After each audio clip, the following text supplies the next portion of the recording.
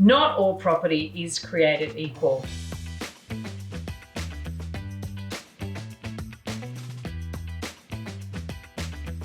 I've done a lot of research on this over the years, and I've come up with 3 types of properties, and I'm going to run through them here for you in this video. They're flyers, floaters, and flops. Let's start with a flyer. Now, as you can imagine, if it's got a name like flyer, then it's gonna go off, right? It's pretty good. This is a sort of property you might call an A-grade property, a property that you want to own, a property that actually will outperform others in the same suburb. So there's 2 elements to this. There's actually the location, and then there's the property type that you buy. And if you can get an A-grade property in an A-grade location, you've probably got yourself a flyer. Having flyers in our portfolio is something that we should all aspire to, and we should try never to sell the flyer because these things are great for capital growth.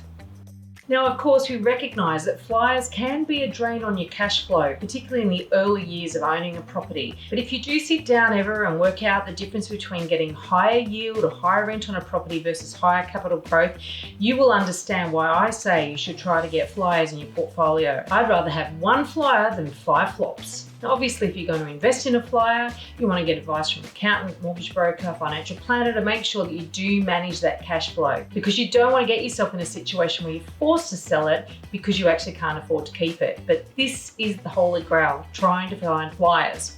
The second type of property is a floater. So a floater is one that sort of, tracks with the market. It's not outstanding, but it's not bad. It will do okay. It will bump along. If the whole market goes up, it'll go up too, but it won't outperform anything. So the floater will do okay, but not set your world on fire. Try to avoid buying a floater, but if you already own a floater, I wouldn't be in a great hurry to get rid of it. But if you're early on in your investment journey and you own a floater, but you could afford a flyer, it might be worth selling it and actually reinvesting those funds in a better performing asset. Because if you have decades to go before you retire, you'll be better off with a high performing asset.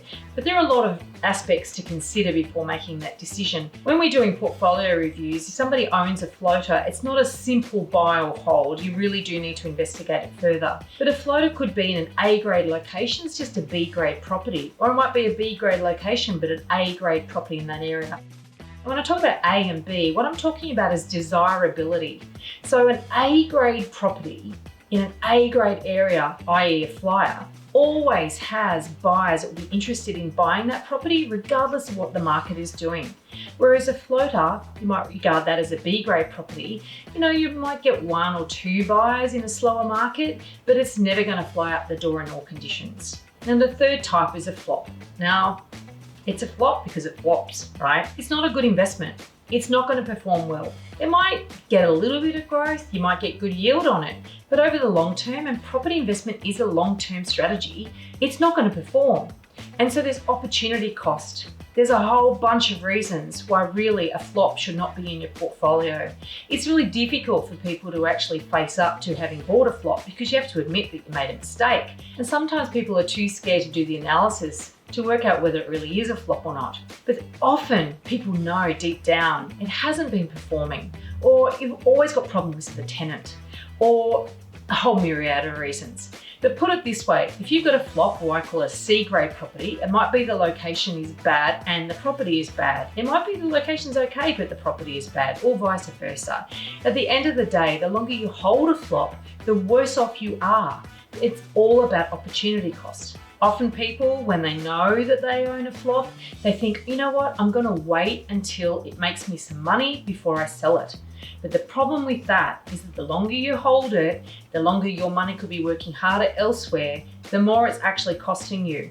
It's a tough decision, but it's something that really needs to be faced. Now, I'm all for more truth, transparency, and trust in the property industry. And if you'd like to join the conversation, please leave a comment.